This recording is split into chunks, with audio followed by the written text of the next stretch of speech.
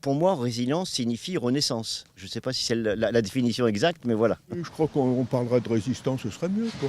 Capacité à surmonter des obstacles, à les transformer parfois. Alors la résilience, c'est la capacité qu'un territoire a à revenir à un état normal suite à une catastrophe, qu'elle soit d'ordre technologique, industriel ou naturel.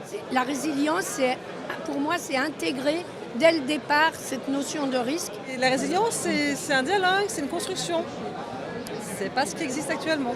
Beaucoup de pédagogie à faire avec les habitants et tous les élus pour s'adapter et prendre en compte tous ces risques. Et c'est vrai que nous, on a quand même trop eu tendance à considérer que le risque n'existait pas. On a des communes qui sont en zone montagne, on a des communes effectivement où il n'y a absolument aucun risque et on a un seul PLUI. Ce qui est important, en fait, c'est développer notre agilité par rapport au risque. C'est ce qu'on a essayé de faire avec le PPRI. Ces études, aujourd'hui, elles ne prennent pas en compte l'avis des élus. Sans l'analyse en amont avec les populations, la réponse sera forcément moins adaptée en aval. Quand le problème arrive, eh bien, il est souvent trop tard et dans l'affolement, on fait n'importe quoi. Mesurer le risque et anticiper dans nos réponses.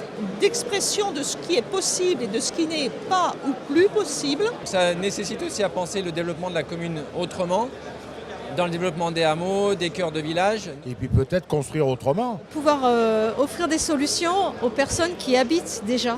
Dans un territoire comme le nôtre, il faut les habituer à s'approprier ces questions pour qu'ils soient beaucoup plus agiles.